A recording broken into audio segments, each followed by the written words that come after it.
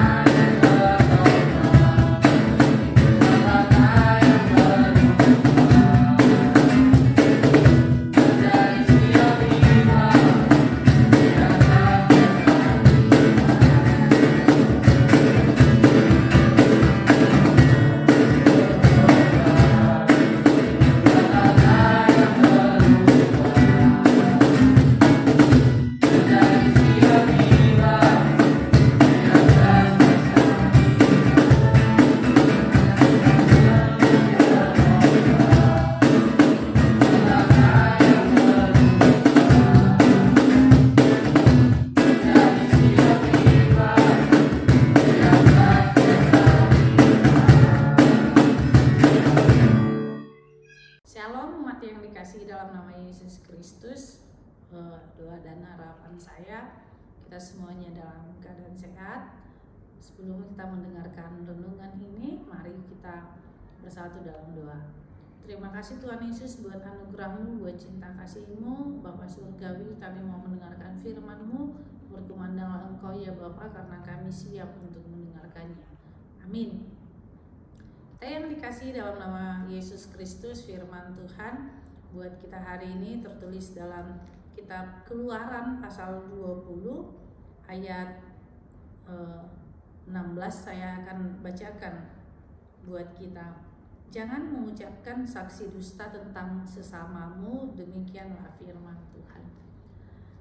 Kita yang dikasihi dalam nama Yesus Kristus pasti pernah mendengar cerita Pinocchio, di mana Pinocchio itu adalah boneka dari kayu yang diciptakan oleh Facciano, dan kemudian ketika boneka itu menjadi manusia, ketika dia berbohong sedikit panjang hidungnya, makin berbohong makin panjang, makin berbohong makin panjang, kemudian ketika dia jujur hidungnya kembali ke awal. Dari cerita Pinocchio itu kita melihat bagaimana dampak daripada kebohongan itu. Apakah yang dimaksud dengan berbohong atau berdusta adalah sesuatu hal yang tidak benar atau yang menyimpang dari hal yang benar. Nah, di sini kebohongan itu atau berbohong itu tidak pandang bulu. Anak-anak juga bisa berbohong, orang dewasa juga bisa berbohong. Artinya kebohongan itu tidak hanya bagi mereka yang sudah mengerti, tetapi anak-anak juga bisa berbohong. Oleh karena itu, kenapa bisa terjadi kebohongan itu?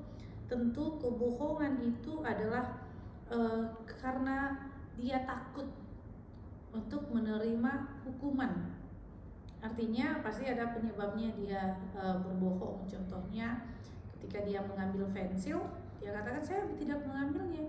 Dia takut untuk dihukum, padahal sebenarnya memang ketika kita ada mempunyai kesalahan, kita harus dengan rela menerima hukuman dari setiap kesalahan itu, karena hukuman itu bisa mengandung efek jerah, dan memang hukuman itu kita harus positif melihatnya supaya dia tidak mengulanginya lagi. Tapi terkadang memang dia berbohong karena dia ingin melemparkan kesalahan itu kepada orang lain. Kemudian kenapa orang ingin berbohong? Karena ada memang kepentingan yang harus dia perbuat, di mana adanya benturan pekerjaan, benturan kepentingan di dunia pekerjaan, kemudian di kantor, dan berusaha untuk mempengaruhi orang lain. Kemudian ada juga berbohong itu kenapa? Karena meminta perhatian, artinya supaya dengan berbohong, menipu, dia bisa menjadi perhatian. Contohnya ketika anak pura-pura sakit, anak bercerita tentang teman-temannya.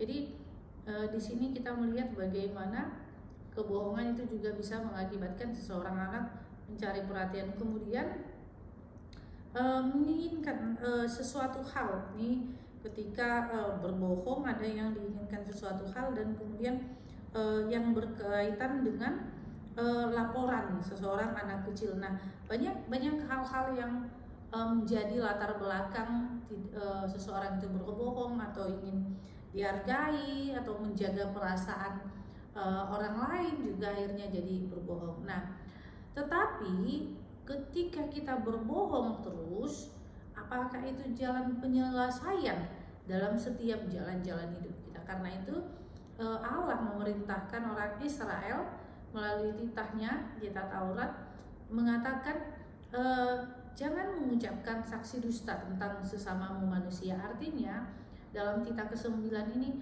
pasti ketika kita berbohong ada orang yang dirugikan dengan kebohongan kita.